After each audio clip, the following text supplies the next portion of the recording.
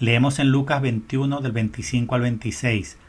Habrá señales en el sol, en la luna y en las estrellas, y en la tierra angustia de las gentes, perplejas por el estruendo del mar y de las olas, muriéndose los hombres de terror y de ansiedad por las cosas que vendrán sobre el mundo, porque las fuerzas de los cielos serán sacudidas.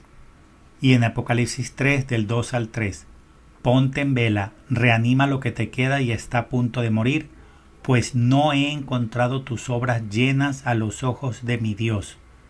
Acuérdate, por tanto, de cómo recibiste y oíste mi palabra, guárdala y arrepiéntete, porque si no estás en vela, vendré como ladrón, y no sabrás a qué hora vendré sobre ti. Quiero acá hacer énfasis en las características de juicio particular, es decir, individual. En 1 Corintios 4:5 decía, recibirá cada cual del Señor la alabanza que le corresponda. Es algo individual, particular. Cada persona recibirá esa alabanza o corrección fraterna, ese regaño o ese juicio particular. Por eso dice en 1 Corintios 13:12, conoceré cómo soy conocido, obviamente por Dios, que me conoce más que yo a mí mismo. Con esto termino lo que quería compartirles de este libro, pero me pareció tan interesante leerlo, Arturo, y tan poquita gente lo sabe, que en el primer Pentecostés hubo tanto iluminación, gracias, luces, como también castigo, sobre todo para los más pérfidos, para los más malvados, para los que flagelaron y azotaron y abofetearon, golpearon a Jesús. Y esto nos pone en alerta de que el segundo Pentecostés profetizado, tanto en la Biblia como en algunas revelaciones privadas, como compartimos en el video anterior, no solamente traerá eso, luces, conversión, sino que puede traer también castigos, puede traer también momentos dolorosísimos, o inclusive pueden morir algunas personas producto de esto.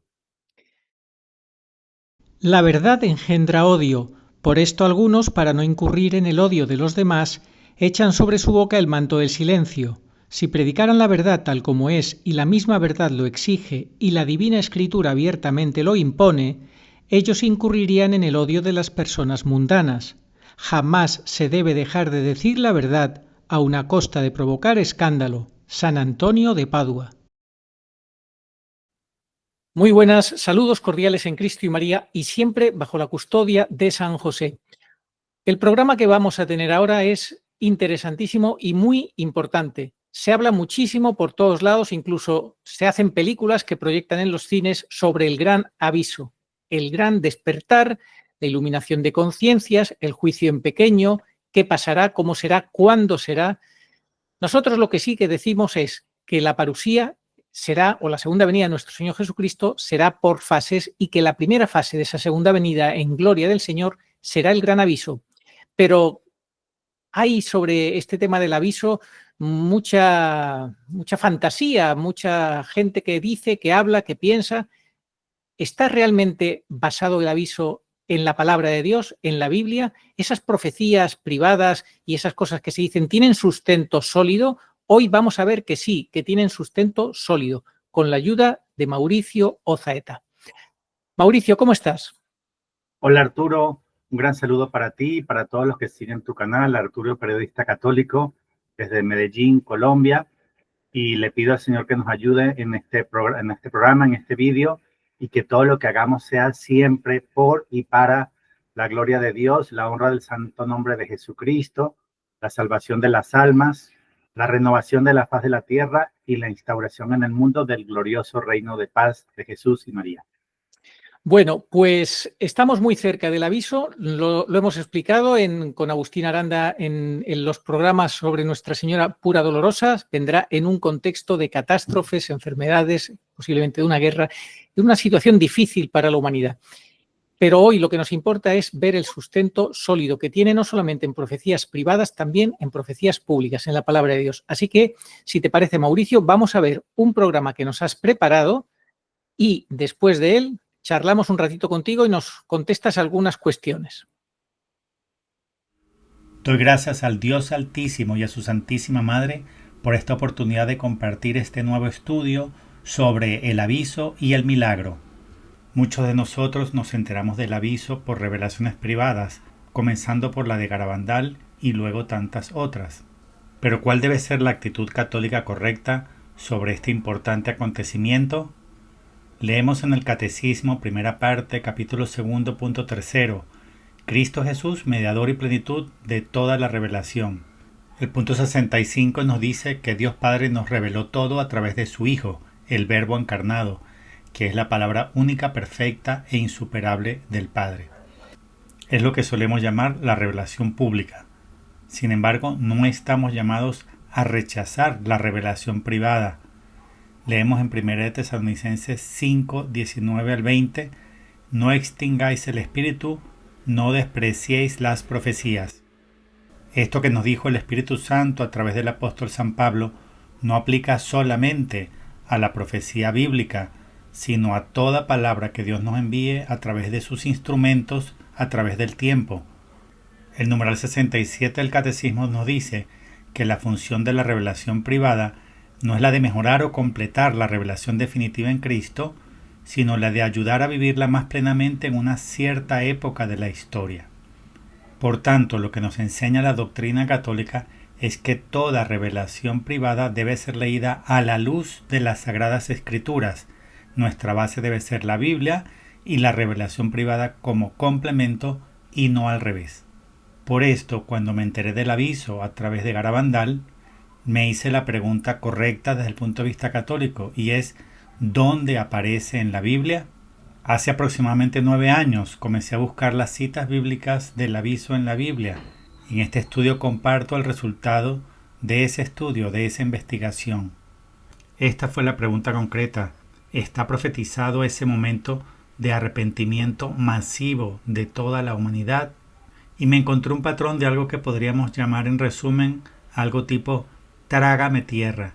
Y es cuando todas las personas preferirán estar sepultadas bajo rocas y peñas antes de ver lo que Dios nos quiere mostrar, el estado de nuestra alma y lo que hemos causado con nuestros pecados. Comienzo por Isaías capítulo 2 y voy a leer solamente lo que está destacado en color. Entra en la peña, húndete en el polvo, lejos de la presencia pavorosa de Yahvé y del esplendor de su majestad, cuando Él se alce para hacer temblar la tierra.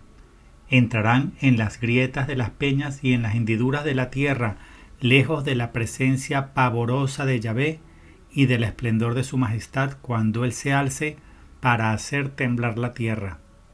Se meterán los agujeros de las peñas y en las hendiduras de las piedras, lejos de la presencia pavorosa de Yahvé y del esplendor de su majestad, cuando Él se alce para hacer temblar la tierra.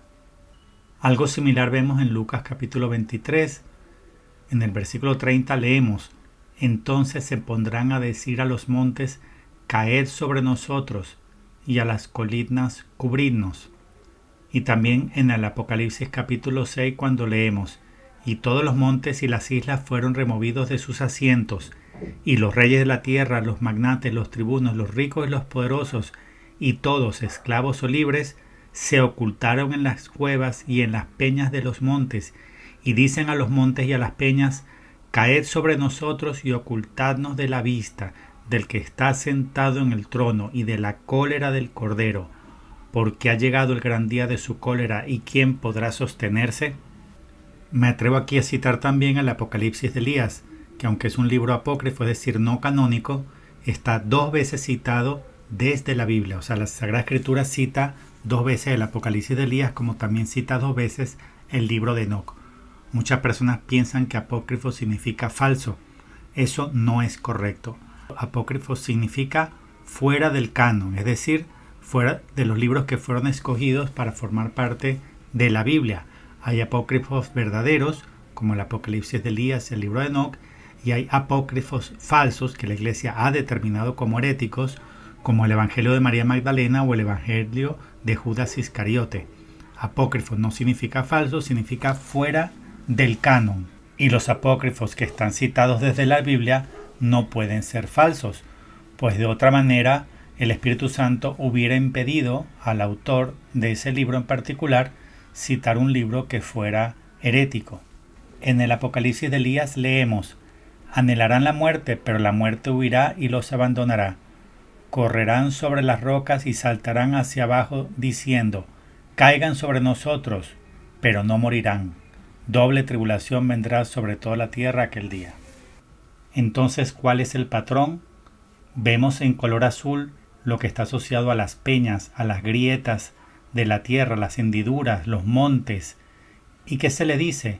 Lo que está en color rojo: caed sobre nosotros y ocultadnos de la vista del que está sentado en el trono y de la cólera del Cordero. Caed sobre nosotros, cubridnos, dejadnos lejos de la presencia pavorosa de Yahvé. Y esto lo coloca en un contexto donde hay anuncios también, tanto en la naturaleza, en la tierra, como cósmicos en el cielo. En la tierra lo que está en color verde, para hacer temblar la tierra. Los montes y las islas fueron removidos de sus asientos. Doble tribulación vendrá sobre toda la tierra. Y seguí viendo, cuando se abrió el sexto sello, se produjo un violento terremoto. Y los cósmicos parecieran estar en lo que está en color morado y que antes no leí. El sol se puso negro como un paño de crin y la luna toda como de sangre, y las estrellas del cielo cayeron sobre la tierra. Este es por tanto un momento de arrepentimiento masivo, universal, todos al mismo tiempo. Dice en el Apocalipsis: los reyes de la tierra, los magnates, los tribunos, los ricos, los poderosos y todos, esclavos o libres, se ocultaron en las cuevas. Dice todos, es universal, y todos al mismo tiempo. Todos los seres humanos dirán a las peñas, a los montes y a las piedras: caed sobre nosotros, ocultadnos de la vista de Dios. Es decir, trágame tierra. Ahora bien, la pregunta más interesante es la siguiente: ¿estaba predicho por Dios en qué momento histórico iba a producirse? ¿Cuál era el tiempo en que esto debiera ocurrir? Vamos a leer con más atención Lucas 23, del 27 al 30, pues ahí está la respuesta. Le seguía una gran multitud del pueblo y las mujeres que se dolían y se lamentaban por él. Jesús, volviéndose a ellas, dijo: hijas de Jerusalén, no lloréis por mí, llorad más bien por vosotras y por vuestros hijos. Aquí está hablando de dos generaciones, la de ellas y una generación futura que llama vuestros hijos. Recordemos que en terminología hebrea, hijos puede significar descendiente, como cuando a Jesús lo llamaban hijo de David, pues la profecía decía que de un descendiente de David iba a venir el Mesías.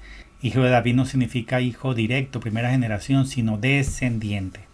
Entonces la pregunta es: ¿cuál es esta generación futura a la que llama vuestros hijos? Aquí está hablando de dos generaciones perversas. La de la primera venida, que llevó a cabo el deicidio, el asesinato del Hijo de Dios. Por eso tenían que llorar por su generación.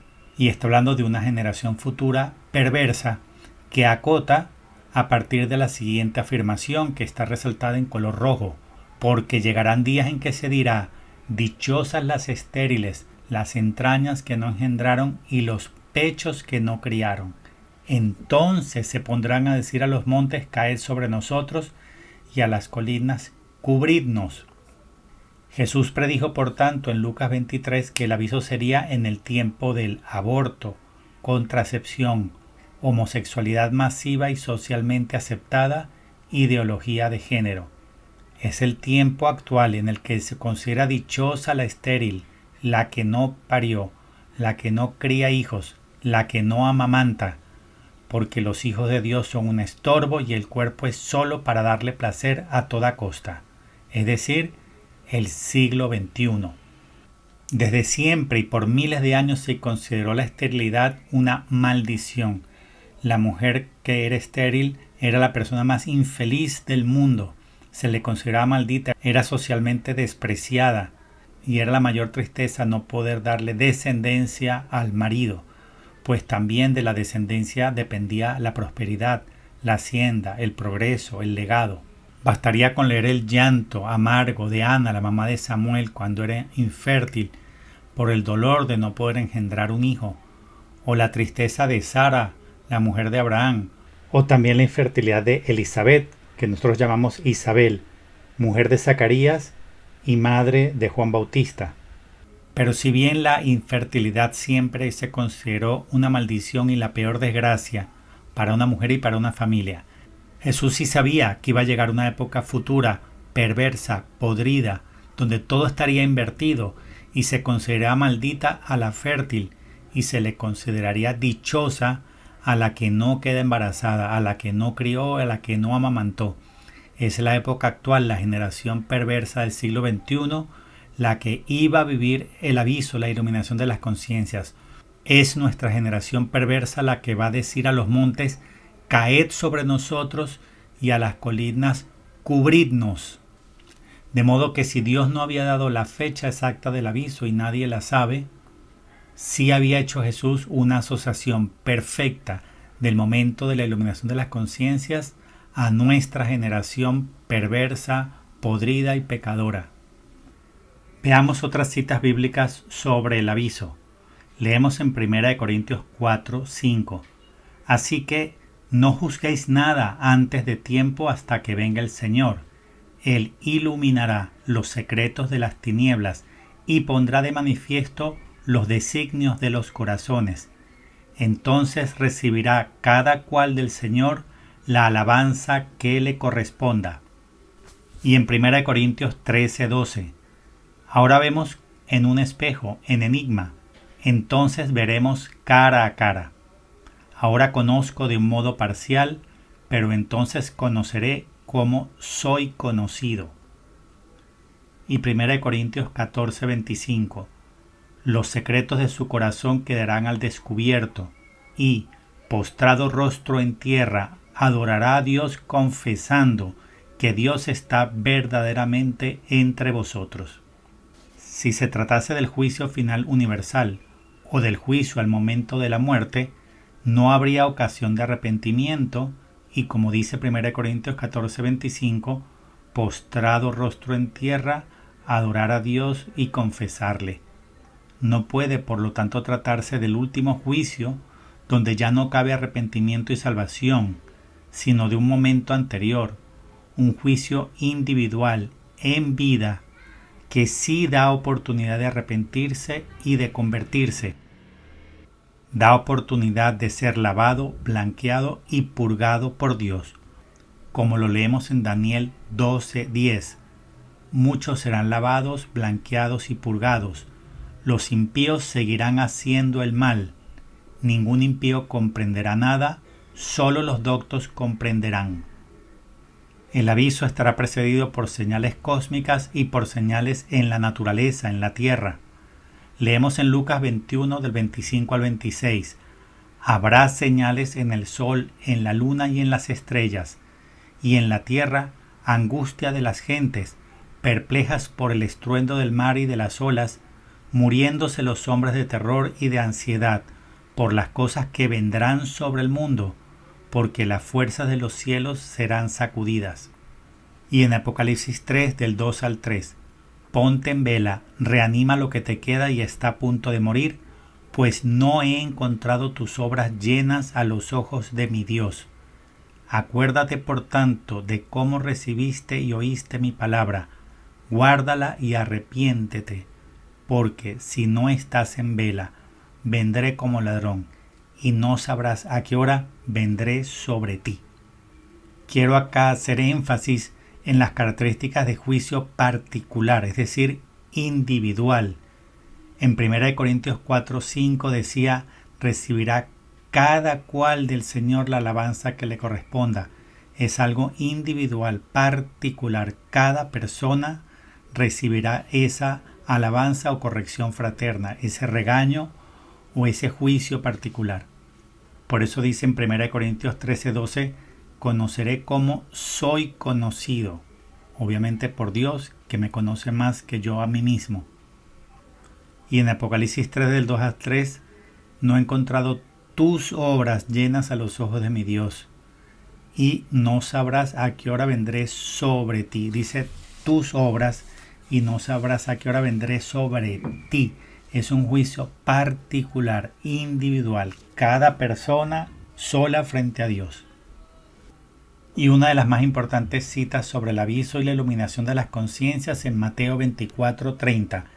Inmediatamente después de la tribulación de aquellos días, el sol se oscurecerá y la luna no dará más su fulgor. Los astros caerán del cielo y las potencias de los cielos serán conmovidas. Entonces aparecerá en el cielo la señal del Hijo del Hombre, y entonces se lamentarán todas las tribus de la tierra. Y luego sigue la parucía: verán al Hijo del Hombre viniendo sobre las nubes del cielo con poder y gloria grande. Enviará a sus ángeles con trompeta de sonido grande y juntarán a los elegidos de él de los cuatro vientos, de una extremidad del cielo hasta la otra. Esto significa que con Mateo 24:30 podemos asegurar que el aviso es antes de la parucía. Dicho en otras palabras, no puede ocurrir la parucía sin que primero haya ocurrido el aviso y la iluminación de las conciencias. Vemos entonces aquí en Mateo 24:30 que antes de la iluminación de las conciencias, que es lo que está resaltado en verde, se lamentarán todas las tribus de la tierra. Ocurren varias cosas. Ocurre la señal del Hijo del Hombre, la cruz que aparece por varios días y varias noches en el cielo, y ocurren también otras manifestaciones cósmicas por todo visibles, en el sol, en la luna, en las estrellas, en el firmamento. Y en Romanos 2:16 leemos: en el día en que Dios juzgará las acciones secretas de los hombres, según mi evangelio por Cristo Jesús.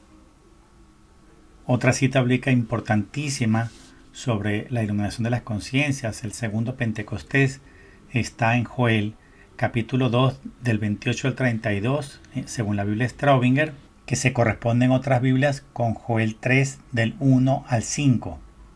Después de esto derramaré mi espíritu sobre toda carne.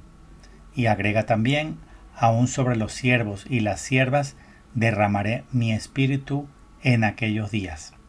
Al leer las notas en las mejores Biblias, notas al pie de página, vemos que varios biblistas e importantes exégetas explican que, si bien esto puede estar asociado al primer Pentecostés, está sobre todo profetizando el segundo Pentecostés, pues las señales cósmicas que ahí están en color azul no estuvieron asociadas al primer Pentecostés. Cuando dice el sol se convertirá en tinieblas y la luna en sangre, antes de que llegue el día grande y terrible de Yahvé, lo está asociando Joel no al primer Pentecostés, sino sobre todo y más especialmente al segundo, pues estas mismas señales son las que leíamos antes en Lucas capítulo 23 y en Apocalipsis capítulo 6, así como también en Mateo 24:30. También pareciera estar el aviso profetizado en Zacarías 12, y lo digo solamente como hipótesis, y voy a compartir en qué me baso para pensar que es posible. En Zacarías 12, del 12 al 17 leemos: derramaré sobre la casa de David y sobre los habitantes de Jerusalén espíritu de gracia y de oración, y pondrán sus ojos en mí a quien traspasaron. Lo llorarán como se llora al unigénito, y harán duelo amargo por él, como suele hacerse por el primogénito. En aquel día habrá gran llanto en Jerusalén, como el llanto de Hadar Remón en el valle de Megiddo. Se lamentará todo el país, familia por familia. Aquí profetiza Dios que derramará su espíritu sobre el pueblo hebreo y que harán lamentación, duelo, por haber reconocido que el que asesinaron sí era el Hijo de Dios. Dios les dará un espíritu de gracia y de oración, y los hará convertirse, regresar a la verdad, a la vida que es Jesucristo, como también está predicho en Romanos 11 y en Efesios capítulo 2. Ahora bien, si leemos los últimos capítulos de Zacarías, vemos que hay una secuencia muy interesante. En Zacarías 11, versículos 12 al 14, se predice el precio con el cual iba a ser traicionado y vendido Jesucristo, 30 monedas de plata. Sin embargo, esto puede estar asociado también a la segunda traición de Jesús, a la segunda pasión, la de la Iglesia Católica, que es la que estamos viviendo ahora. pues en Zacarías 11:15 se predijo algo que se cumplió perfectamente en Jorge Mario Bergoglio. Dice así: Yahvé me dijo, toma también el pertrecho de un pastor insensato, pues he aquí que suscitaré en la tierra un pastor que no cuidará de las ovejas que se pierden, que no buscará las descarriadas, ni curará las heridas, ni alimentará las que están sanas, sino que comerá la carne de las gordas y les romperá las pezuñas. Ay del pastor inútil que abandona el rebaño, espada sobre su brazo y sobre su ojo derecho, que se seque completamente su brazo y oscurézcase del todo su ojo derecho.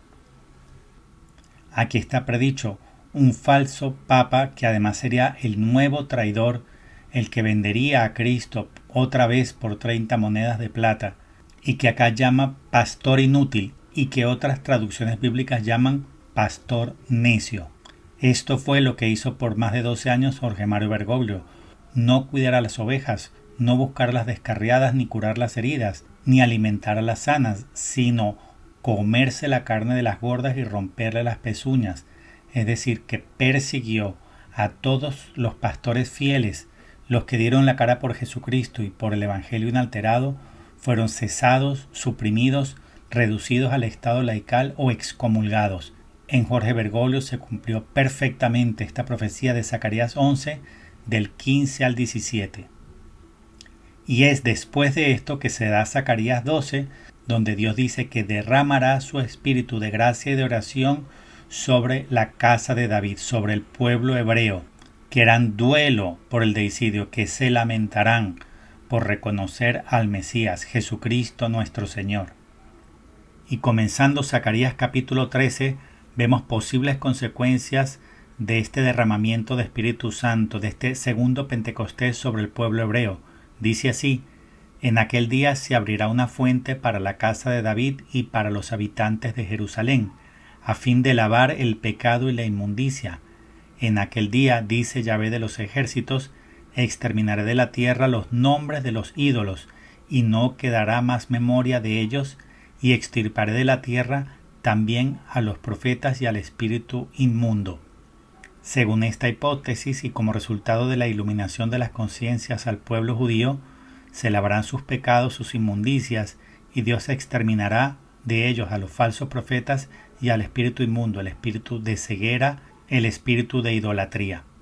Hasta aquí el recuento de citas bíblicas sobre el aviso, que son las que yo he encontrado, y seguramente habrá más, solo les he compartido las que yo pude identificar. En relación a las revelaciones privadas, voy a compartir las más importantes.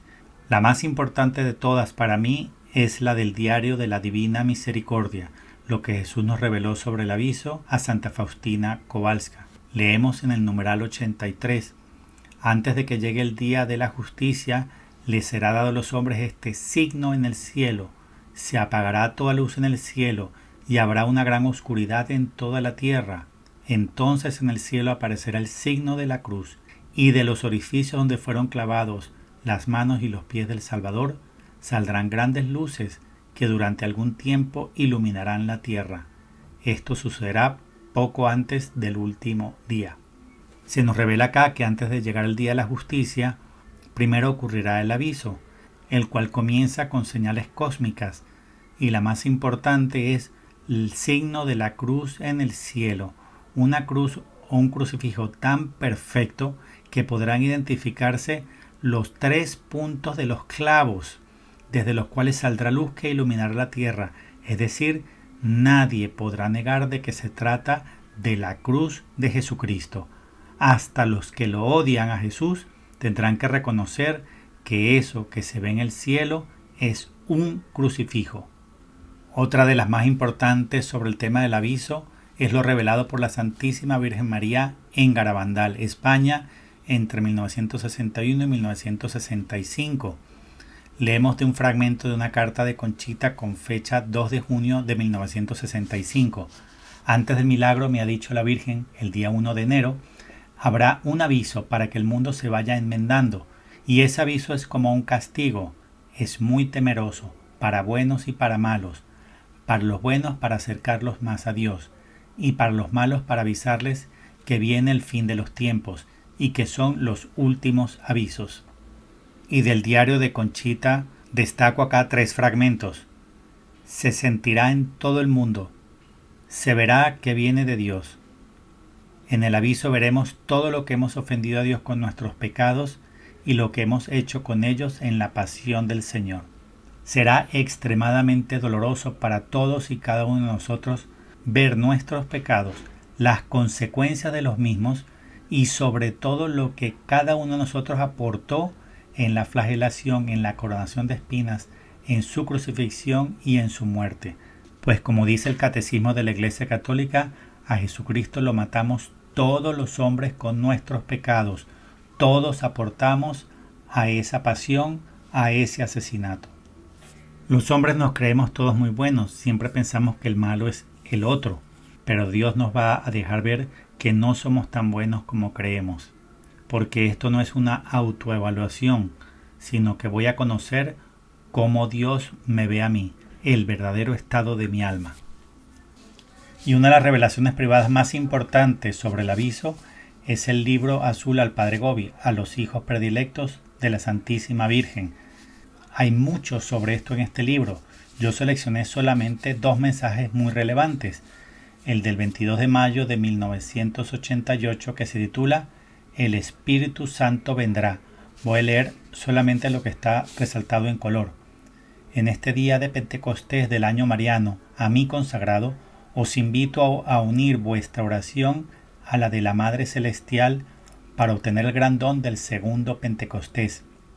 El Espíritu Santo vendrá como celeste rociada de gracia y de fuego que renovará todo el mundo. El Espíritu Santo vendrá para que la voluntad del Padre se cumpla y el universo creado torne a reflejar su gran gloria.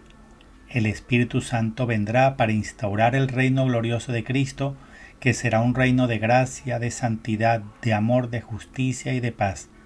Con su divino amor abrirá las puertas de los corazones e iluminará todas las conciencias. Cada hombre se verá a sí mismo en el ardiente fuego de la divina verdad.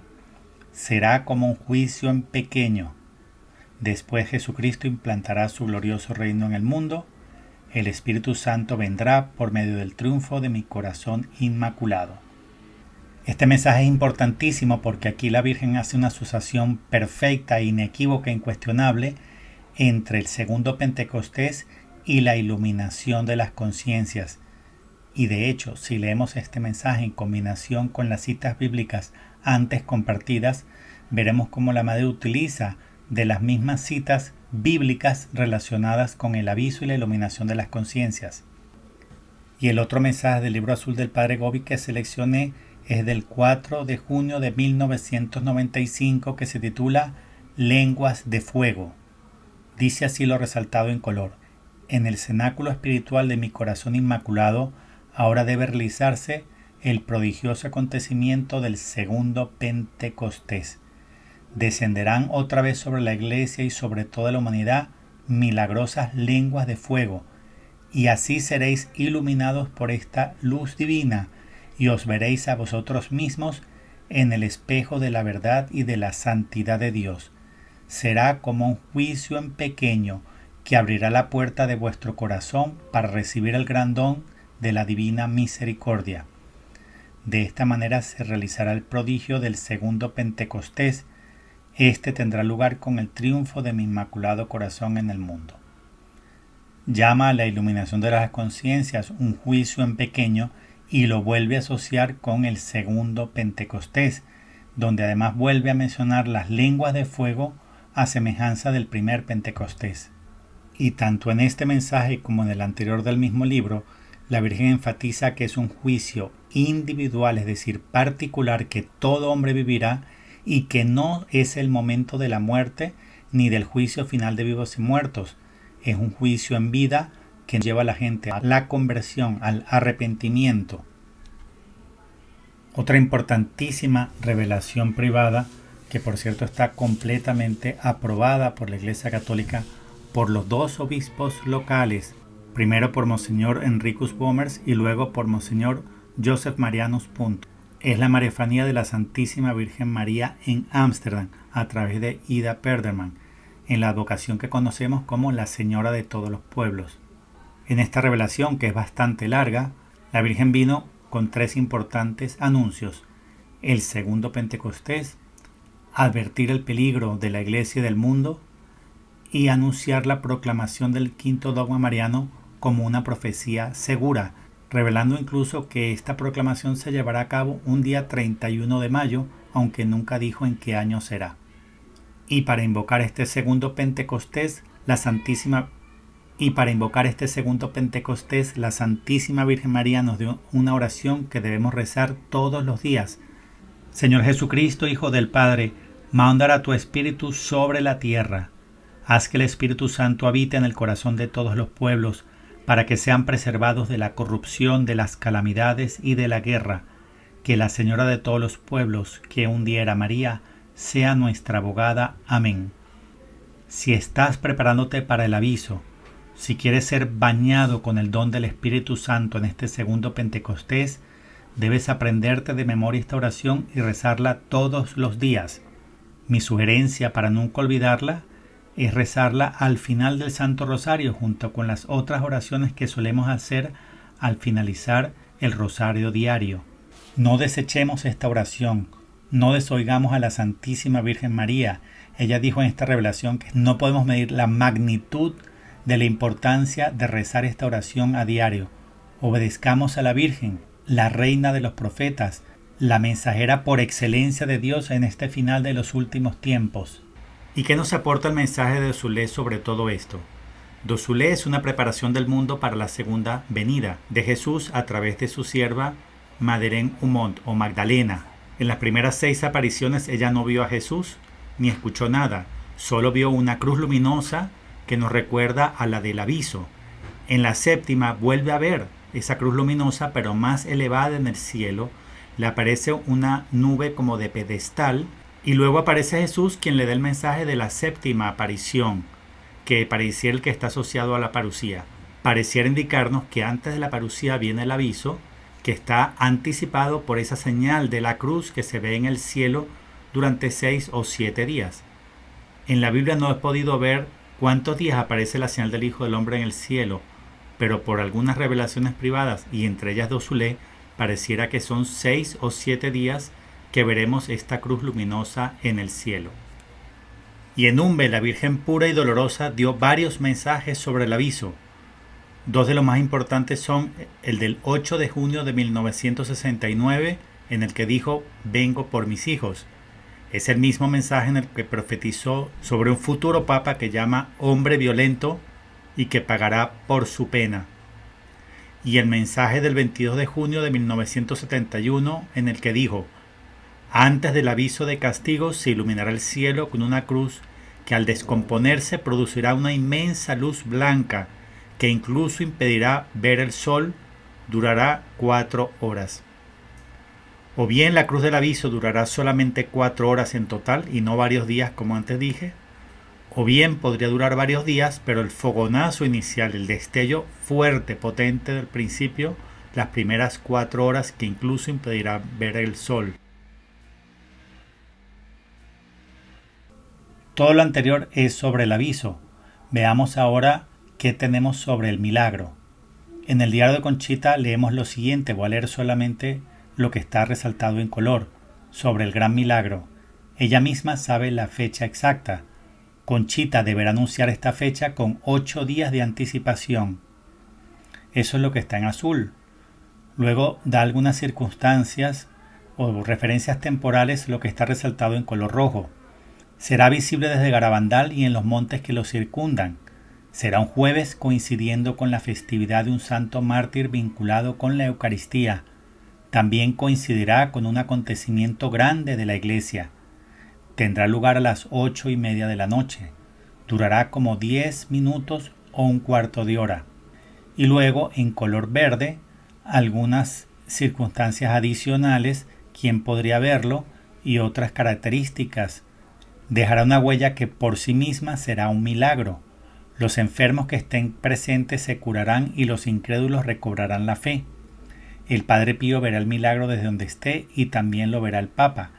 El Papa verá el milagro desde donde esté. Esa señal que quedará para siempre se podrá fotografiar, televisar, ver, pero no se podrá palpar, y será evidente que no es cosa de este mundo, sino de Dios. Aquí está resumido todo lo más importante que se reveló en Garabandal sobre el milagro, que es poca información con respecto al aviso que hay más información. Y aquí aprovecho para hacer una importante advertencia. Hay mucha información que circula desde hace años sobre otros supuestos datos dados sobre el milagro.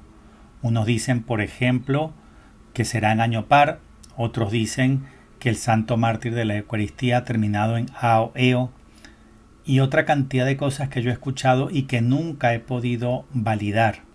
Hay mucha confusión y desinformación, y la gente repite y repite lo que por ahí se escuchó, pero nadie busca la fuente. Cada vez que alguien viene con algún dato que la gente repite sin validar, yo siempre pido lo mismo: compártenos la fuente, dinos en qué lugar, en qué libro o en qué entrevista fue eso dicho. Yo antes de hacer este vídeo repasé tanto el diario de Conchita como el libro quizá más completo y seriamente hecho sobre Garabandal, el del padre Pesquera, titulado Se fue con prisas a la montaña. Y yo no he encontrado en estos dos libros, ni en las entrevistas públicas de Conchita en YouTube, nada relacionado con que el aviso o el milagro sea en año par o que el santo mártir de la Eucaristía sea terminado en A o Eo. Si alguna persona que escucha este vídeo tiene más información que la que está en esta lámina y la puede confirmar refiriendo con precisión en qué libro, en qué entrevista, en qué vídeo de YouTube se encuentra esa afirmación, que por favor lo diga. Pero mi sugerencia es no seguir repitiendo aquellas cosas que circulan y que no tenemos cómo confirmar, pues eso aporta a generar más confusión y más desinformación. Y otra importante advertencia que aquí aprovecho para hacer es que he visto muchas personas que confunden la información que la Virgen María dio sobre el milagro en Garabandal con la información dada sobre el aviso. He escuchado a personas decir, por ejemplo, que Conchita sabe la fecha del aviso. No es cierto. Ella dijo que sabe la fecha del milagro. O que el aviso será en día jueves a las 8:30 de la noche. No, eso lo dijo sobre el milagro. Por favor, no confundir las referencias temporales que dio la Virgen sobre el milagro, no asociarlas al aviso. Lo que sí dijo la Virgen y está confirmado es que el milagro ocurrirá dentro del año posterior al aviso, es decir, no más de 12 meses, pero puede ser menos, puede ser solamente algunos pocos meses, semanas o días, pero no más de 12 meses, no más de un año después del aviso. Yo compartí antes una docena de citas bíblicas sobre el aviso. La pregunta es, ¿está también el milagro en la Biblia? No podría compartir con certeza una cita bíblica sobre el milagro, pero a manera de hipótesis voy a mostrar algo muy interesante que vemos en la misma cita de Joel antes leída sobre el aviso, destacando una parte que antes no leí y que aquí está en color rojo. Y es que después de haber dicho en el versículo 29, aún sobre los siervos y las siervas derramaré mi espíritu en aquellos días, dice en el versículo 30, haré prodigios en el cielo y en la tierra, sangre y fuego y columnas de humo. Fíjense por tanto que luego de hablar del segundo Pentecostés, habla de algunos prodigios y uno lo asocia al fuego y otro a columnas de humo. Sobre el milagro dijo Conchita en Garabandal que podrá ser visto, filmado, fotografiado, pero no tocado. Nótese que tanto el fuego como el humo son dos cosas, dos elementos que cumplen con estas características. No se pueden tocar, aunque sí se pueden fotografiar y grabar. Recordemos la manifestación que vio Moisés en el Sinaí de Dios en forma de una zarza que ardía sin consumirse, que según algunos santos de la Iglesia representa al Verbo encarnado, al hombre Dios, representando la zarza su humanidad y el fuego su divinidad, indicándonos que su divinidad no consume su humanidad, sino que las dos coexisten de manera perfecta. Según esta cita de Joel, que aquí estoy compartiendo solamente como hipótesis, el milagro podría consistir en algo como lo que guió a los israelitas en el Éxodo, que de día era una columna de humo y de noche era una columna de fuego. Y además de que el humo y el fuego cumplen con los requisitos dados por Conchita de que se pueden grabar y fotografiar pero no tocar, notemos también que son dos poderosísimas señales y manifestaciones del Antiguo Testamento que incluso significarían como testimonio, como señal para el pueblo de la primera alianza, el pueblo hebreo. Lo digo solo como hipótesis, pero imagínense lo impactante que sería que en un lugar católico y mariano apareciera una señal que los judíos entiendan que tiene que ver con ellos, con su Torá, con la ley, con los libros sagrados, una señal que ellos identificarían como que Dios les está hablando también a ellos. Y es que el aviso no viene solamente para convertir católicos, sino como lo dijo la Virgen en Garabandal, viene para convertir al mundo entero. Aviso y milagro es para convertir a todas personas de todas las religiones. Y en especial sabemos por Juan capítulo 10, Romanos 11 y Efesios capítulo 2 que Dios va a recuperar al pueblo judío. Muchos se van a convertir y van a regresar a la verdad y la vida, que es Jesucristo mismo. De modo que tendría mucho sentido pensar que el aviso y el milagro tengan señales, características o mensajes que sean inequívocamente también para el pueblo de la primera alianza, el pueblo hebreo. Con esto terminamos este pequeño vídeo sobre el aviso y el milagro, invitando a todos a prepararse para esto, viviendo en santidad, haciendo una buena confesión de vida y esperando a Jesús permaneciendo en vela, leyendo las Sagradas Escrituras, la profecía bíblica y también las revelaciones privadas, las fidedignas, aquellas cuya veracidad está confirmada, con aprobaciones o por el mismísimo cielo.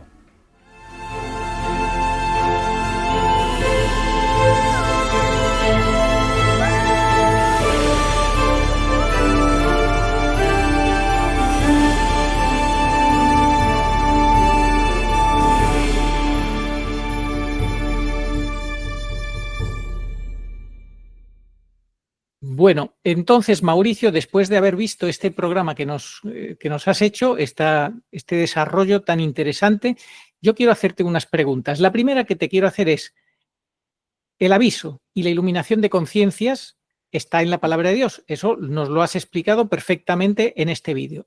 Ahora bien, ¿el milagro también sería la pregunta? ¿Siempre han estado en la palabra de Dios, en la Biblia? Así es. Lo interesante es que la mayoría de las personas no nos enteramos por la Biblia de estas cosas. Nos hemos enterado por revelación privada. Quizás de las más importantes que ayudaron a la gente a conocer estos misterios son Garabandal, donde se habló de ambos, del aviso y del milagro, pero también, por ejemplo, en el libro azul del Padre Gobi, que por 25 años la Virgen le estuvo dando mensajes, locuciones al Padre Gobi, y hay otras revelaciones por las cuales las personas se enteraron del aviso, por ejemplo, también por Umbe, y también por personas que luego mencioné más adelante, algunas de ellas que lo han vivido. Pero entonces lo interesante, y es el propósito de haber hecho el video anterior que acabas de compartir, es que nosotros como católicos tenemos que buscar siempre lo más sólido, y lo más sólido, lo más irrefutable, es la palabra de Dios. Y bueno, compartimos 12 citas bíblicas del aviso, que yo no puedo decir que son solamente esas. Si yo he encontrado una docena, es muy posible que haya otras más. E incluso, Arturo, yo estoy abierto a la posibilidad de que una de esas 12 no se corresponda, que haya algún pequeño error. O sea, que por ejemplo de las 12 solamente 10 u 11 correspondan realmente al aviso. No hay problema. Lo importante es que busquemos siempre que en la palabra de Dios tiene que estar, porque según dice el catecismo, la Biblia es lo que tiene que ser la base de nuestro discernimiento, y la profecía privada nos ayuda a profundizar, a entenderla o a vivirla mejor en una cierta época, pero la base tiene que ser bíblica. Y sobre el milagro es más complejo porque yo solamente he encontrado una que pudiera, y no lo dije con certeza, que pudiera estar asociada al gran milagro. La compartí pues así como una hipótesis, no estoy seguro, pero bueno, si algún otro que escuche el vídeo tiene alguna referencia bíblica sobre el milagro que nos quiera compartir, pues abierto a estudiarlo entre todos, porque la verdad la debemos buscar entre todos. Perfecto. Entonces, cuando, si ahora estamos en ese momento previo al aviso, ¿por qué podemos intuir que estamos próximos al aviso y debemos dar prioridad a estar preparados? Bueno, el aviso definitivamente es un evento del final de los últimos tiempos, es de los sucesos más importantes que preceden a la segunda venida de nuestro Señor Jesucristo. Bíblicamente, como vimos en Mateo 24, en el versículo 30, se confirma con certeza absoluta que tiene que ocurrir antes de la parucía. Eso es un hecho, pero no es en cualquier momento antes, es decir, tiene que ser relativamente, un tiempo relativamente cercano, es decir, no estamos hablando de décadas o siglos antes de la parucía, sino muy poco tiempo antes como para darnos una preparación. Como bien dijiste antes, nosotros enseñamos lo que es la parucía por etapas, ¿no? Como también, pues no solo Agustín y tú, también hay un sacerdote polaco que me gusta referir, el padre Adam Barsinski, amigo del padre Artur Migas, que también enseña la parucía por etapas. Y el milagro es la primera etapa, o sea, es el primer paso. El aviso es la primera. El aviso es la primera etapa, ¿no? De este proceso parucíaco. Entonces la pregunta es, si por Mateo 24:30 sabemos con certeza que es antes, la pregunta sería, ¿cuánto antes? Aquí no vamos a hablar de fechas, sino como una especie de orden de acontecimientos como para que nos ayuden a tener una idea de cuándo podría ser. En Mateo 24:30 dice claramente que primero dice así, aparecerá en el cielo la señal del Hijo del Hombre y entonces se lamentarán todas las tribus de la tierra y verán al Hijo del Hombre viniendo sobre las nubes del cielo con poder y gloria grande. Es interesante destacar, Arturo, que en el mismo versículo 30 están las dos cosas, tanto el aviso como la parucía. El versículo. Eso nos puede estar diciendo muchas cosas, pero no necesariamente son el mismo día o están cercanas en pocos días. Aunque esté dentro del mismo versículo, existe la posibilidad de que estén separadas unos pocos años. Entonces, en respuesta a tu segunda pregunta, yo voy a dar acá dos hipótesis para que cada quien pueda por su cuenta discernir y meditar. La primera, que es la que yo pienso más posible, es que entre el aviso y la parucía transcurran 3 años y pico, ¿no? Que vendría a ser los 3 años y medio de la última ola final de evangelización. ¿Qué es esto de la última ola final de evangelización? En Mateo 24:14 dice así, y esta buena nueva del reino será proclamada en el mundo entero en testimonio a todos los pueblos. O sea que sí vemos en la palabra de Dios que tiene que venir una ola universal final de llevar la buena nueva del reino, el reino que trae Jesús con su segunda venida, o sea, la tierra renovada, o como lo llama la Virgen en el libro azul del Padre Gobi, el nuevo paraíso terrenal restaurado. Entonces, esa buena nueva tiene que darse tiempo para que sea proclamada. Yo no creo que sea solamente un par de días. Pareciera que tuviera que ser un periodo de algunos años. Y esto pareciera coincidir con la última ola de evangelización que hacen los dos testigos en Apocalipsis capítulo 11, que también lo vemos en Apocalipsis capítulo 10 cuando se dice, Apocalipsis 10:11, así termina el capítulo 10 del Apocalipsis, dice, tienes que profetizar otra vez contra muchos pueblos, naciones, lenguas y reyes. En el Apocalipsis siguiente, en el capítulo 11, se dice inclusive que la prédica de los dos testigos dura 1260 días. Ellos profetizan 1260 días cubiertos de sayal. Entonces, ¿cómo lo he interpretado yo? Y puedo estar equivocado, pero es la interpretación que me parece a mí como más posible. Es que el aviso viene al principio de la semana 70 de Daniel, dando paso a estos 1260 días en que profetizan los dos testigos, y como decía Apocalipsis 10:11, tienes que profetizar otra vez contra muchos pueblos, naciones, lenguas y reyes. Y esto pareciera coincidir con Mateo 24:14, donde dice, la buena nueva del reino será proclamada en el mundo entero en testimonio a todos los pueblos. Entonces, de las dos opciones que voy a decir, la primera, que es la que me siento más como la que veo más factible, es que el aviso es al principio de la semana 70 Daniel y luego continúa estos 3 años y medio de la última ola final de evangelización que terminan con la parucía hacia la mitad de la semana 70 de Daniel, hacia el año 2028 o por ahí. Esa es la primera alternativa. ¿Cuál sería la segunda alternativa? La segunda alternativa es que el aviso sea inmediatamente antes de la parucía, es decir, pocos días antes. En la primera alternativa, que es la que yo veo más factible, el aviso tendría que ser muy pronto, prácticamente este año, o como muy tarde en 2026. En cambio, en la segunda alternativa, faltaría todavía como 3 años o 3 años y pico para darse el aviso.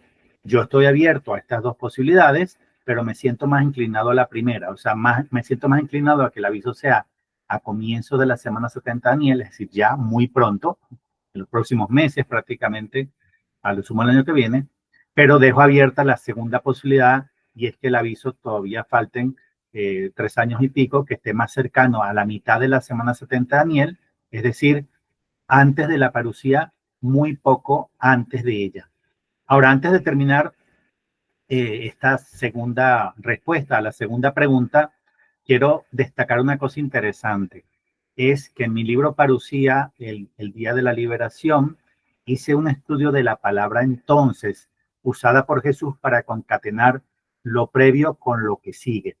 Tú al principio en la introducción hablaste de que el aviso ocurre en un tiempo donde hay guerra, invasión, sucesos terribles, y es verdad, así se ve tanto en la Biblia como en Garabandal y en Umbe. Es decir, que antes del aviso suceden cosas importantes y en el mismo contexto del aviso parece que hay algo de conmoción o de guerra. Entonces, voy a explicar brevemente este uso de la palabra entonces, que al redactar se utiliza para concatenar lo previo con lo que sigue, para dar un poquito más para complementar más esto que dije de si el aviso ahora pronto o si pueden faltar todavía 3 años y medio. Estoy hablando de Mateo 24, comenzando con el versículo 29. Lo voy a leer. Inmediatamente después de la tribulación de aquellos días. Para mí, esta tribulación de aquellos días, ahí no dice inmediatamente después de la gran tribulación. La palabra de Dios no podemos cambiarle ni añadirle, ni dejar que nuestra mente alocada cambie lo que estamos leyendo. Hay que leer exactamente lo que dice. Y estoy leyendo desde la Biblia Straubinger, que este monseñor pues dominaba el latín, el griego y el hebreo y el arameo, y él tradujo directamente del griego, y su traducción yo he comprobado con el tiempo que es la más precisa con respecto al original en griego. Entonces dice así, repito otra vez, inmediatamente después de la tribulación de aquellos días, una tribulación específica, particular de aquellos días, para mí es esa tribulación que ocurre antes del aviso. Inmediatamente después de la tribulación de aquellos días, el sol se oscurecerá, la luna no hará más su fulgor. Aquí pudiera ser literal crudo, algo con respecto al sol y la luna cósmica, o podría ser también muy posible que sea algo literal simbólico, que se oscurece algo relacionado con la Eucaristía, porque el verdadero sol es Jesucristo, y la luna no hará más su fulgor, pues bíblicamente la luna también representa a la iglesia, que está llamada a ser reflejo de la luz de Cristo, ¿no? Pero si se ha oscurecido la Eucaristía, es posible que la iglesia, la luna, que debe reflejar la luz de Cristo, pues tampoco lo está reflejando, es decir, que se ha oscurecido la Eucaristía y se ha oscurecido la iglesia. Luego dice, los astros caerán del cielo y las potencias de los cielos serán conmovidas. Entonces aparecerá en el cielo la señal del Hijo del Hombre. Ahí usa la primera vez la palabra entonces, con lo cual está concatenando en el tiempo lo anterior con lo que sigue. Es decir, da un contexto inicial de una tribulación de aquellos días, da algunos señales en el sol, en la luna, en los astros que caen, bien sea literal crudo, bien sea literal simbólico, coloca un contexto previo al aviso, y al decir, entonces aparecerá en el cielo la señal del Hijo del Hombre, está concatenando lo previo con lo que sigue, es decir, que es en ese contexto de esa tribulación específica, particular, el momento en el que aparece la señal del Hijo del Hombre del cielo. Y después dice, coma, y entonces se lamentarán todas las tribus de la tierra. ahí usa por segunda vez la palabra entonces y nuevamente concatenando lo previo con lo que sigue. Es decir, está concatenando el momento en el que aparece en el cielo la señal del Hijo del Hombre con el momento subsiguiente, inmediatamente después, en el que se lamentan todas las tribus de la tierra, es decir, la iluminación de las conciencias. Luego viene una coma y dice, y verán al Hijo del Hombre viniendo sobre las nubes del cielo con poder y gloria grande, y lo que sigue, enviará a sus ángeles con trompeta de sonido grande, y juntarán a los elegidos de él de los cuatro vientos, de una extremidad de los cielos hasta la otra. Notemos que después de esta coma, ¿no? Coma, y verán al Hijo del Hombre viniendo sobre las nubes del cielo, ahí no colocó la palabra entonces, con lo cual no está concatenando necesariamente en el tiempo es decir, los dos primeros entonces concatenan las primeras tres partes del relato, la tribulación de aquellos días, concatenada con la señal del Hijo del Hombre que aparece en el cielo, concatenado con la iluminación de las conciencias, que es cuando se lamentan todas las tribus de la tierra. Pero Jesús omite la palabra entonces al comenzar la siguiente idea, con lo cual ya no podemos asegurar sobre la inmediatez entre lo previo y lo que sigue. Es decir, que no necesariamente el aviso y la parucía están tan seguidos, porque al no usar la palabra entonces, pudiera haber un tiempo mayor, que es lo que yo digo, la primera de las dos hipótesis que yo planteé, es que sí hay un tiempo mayor entre aviso y parucía, un tiempo de unos 3 años y medio aproximadamente, con lo cual pues pongo yo el aviso hacia el inicio de la semana 70 de Daniel y la parucía más bien hacia la mitad. Entonces, eso está explicado mejor en mi libro Parucía, pero quería aquí resumirlo como parte de la respuesta a la segunda pregunta. Y si bien estoy abierto a las dos posibilidades, yo me inclino más hacia la primera, que el aviso sea ahora, muy pronto. Pero dejo abierta la segunda posibilidad, y es que el aviso todavía falten como 3 años y pico y que sea más bien hacia el 28.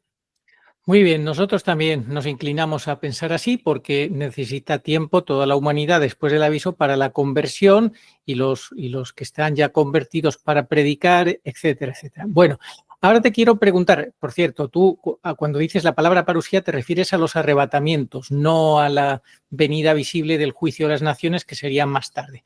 Bien, ahora quiero que me digas si tú también piensas como nosotros que el aviso no es solamente todo luz y misericordia, sino que también implica castigo. ¿Lo piensas así también y por qué? Lo pienso también porque hay un libro que yo amo y que aprovecho para recomendar muchísimo. Para mí es uno de los mejores libros de la literatura católica. Se llama Mística, Ciudad de Dios, Revelaciones de la Santísima Virgen María a su sierva Sor María de Jesús de Ágreda. Es un libro que está confirmado su autenticidad por el cielo de muchas maneras. Una de ellas es que esta monja española fue encontrada incorrupta. Entonces, si alguna persona pudo tener duda de la veracidad de lo allí revelado, pues la incorruptibilidad de Sor María Jesús de Ágreda confirma el cielo de esta manera, pues la veracidad de todo lo que la Virgen María ahí le reveló a esta monja, que por cierto además tenía, y esto está confirmado por la Iglesia Católica, tenía el don de bilocación. Y los españoles, cuando llegaron a lugares que hoy en día son México y a lugares que hoy en día son Estados Unidos, que antes no, digamos, antes de que se formaran los países como hoy los conocemos, cuando llegaron a evangelizar indios en América, algunos ya estaban evangelizados. Y cuando describía a la dama vestida de azul que los enseñaba el catecismo y a rezar y las cuestiones básicas de la fe, pues con el paso del tiempo se confirmó que era Sor María Jesús de Ágreda, que había hecho una excelente labor de evangelización previa en algunos pueblos indígenas en América antes de llegar. Bueno, todo esto para decir que es un libro maravilloso que yo recomiendo muchísimo. Y si me permites, Arturo, en respuesta a la pregunta 3, voy a leer del libro séptimo, capítulo 5, 3 numerales, porque es muy importante que la gente entienda que en el primer Pentecostés no solamente hubo luces, no solamente hubo despertar de conciencia, no solamente hubo ayudas espirituales, sino que también hubo castigo. Y es bueno que lo entendamos porque es muy posible que en el segundo Pentecostés también haya castigo. Dice así el numeral 65. Pero no son menos admirables, aunque más ocultos, otros efectos muy contrarios a los que he dicho, que el mismo Espíritu Divino obró este día en Jerusalén. Sucedió, pues, que con el espantoso trueno y vehemente conmoción del aire y relámpagos en que vino el Espíritu Santo, turbó y atemorizó a todos los moradores de la ciudad, enemigos del Señor, respectivamente a cada uno según su maldad y perfidia. Señalóse este castigo con todos cuantos fueron actores y concurrieron en la muerte de nuestro Salvador, particularizándose y airándose en malicia y rabia. Todos estos cayeron en tierra por 3 horas, dando en ella de cerebro. Y los que azotaron a su majestad murieron luego todos, ahogados en su propia sangre, que de golpe se les movió y trasvenó hasta sofocarlos, por la que con tanta impiedad derramaron. El atrevido que dio la bofetada a su majestad divina no solo murió repentinamente, sino que fue lanzado en el infierno en alma y cuerpo. Otros de los judíos, aunque no murieron, quedaron castigados con intensos dolores y algunas enfermedades abominables. Este castigo fue notorio en Jerusalén, aunque los pontífices y fariseos pusieron gran diligencia en desmentirlo, como lo hicieron en la resurrección del Salvador. Pero como esto no era tan importante, no lo escribieron los apóstoles ni evangelistas, y la confusión de la ciudad y la multitud lo olvidó luego. Mira qué interesante, Arturo, cómo los que flagelaron a Jesús murieron el día del primer Pentecostés, y el que le dio el porrazo, parece que no sé si fue bofetada, otros místicos dijeron que fue un porrazo que le dio a Jesús en la cara y en la nariz. No solo fue castigado, sino, según este libro, fue arrojado al infierno en cuerpo y alma, con lo cual pues ya hay al menos una persona en cuerpo y alma en el infierno. Luego agrega el numeral 66. Pasó también el castigo y el temor hasta el infierno, donde los demonios le sintieron con nueva confusión y opresión, que les duró 3 días, como a los judíos estar en tierra 3 horas. Y en aquellos días estuvieron Lucifer y sus demonios dando formidables aullidos, con que todos los condenados recibieron nueva pena y aterramiento de confusísimo dolor. No voy a terminar de leer el número 66, voy a agregar solamente la primera parte del 67. Entiendan pues los incipientes del mundo y sepan los estultos de la tierra, que conoce el Altísimo los pensamientos vanos de los hombres, y que, si con los justos es liberal y suavísimo, con los impíos y malos es rígido y justiciero para su castigo. Tocábale al Espíritu Santo hacer lo uno y lo otro en esta ocasión, porque procedía del Verbo que se humanó por los hombres y murió para redimirlos, y padeció tantos oprobios y tormentos sin abrir su boca ni dar retribución de estas deshonras y desprecios.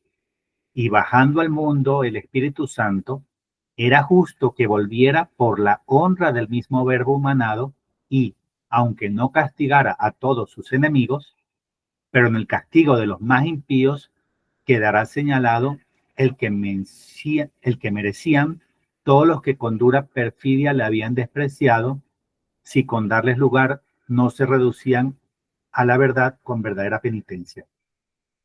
Con esto termino lo que quería compartirles de este libro, pero me pareció tan interesante leerlo, Arturo, y tan poquita gente lo sabe, que en el primer Pentecostés hubo tanto iluminación, gracias, luces, como también castigo, sobre todo para los más pérfidos, para los más malvados, para los que flagelaron y azotaron y abofetearon, golpearon a Jesús.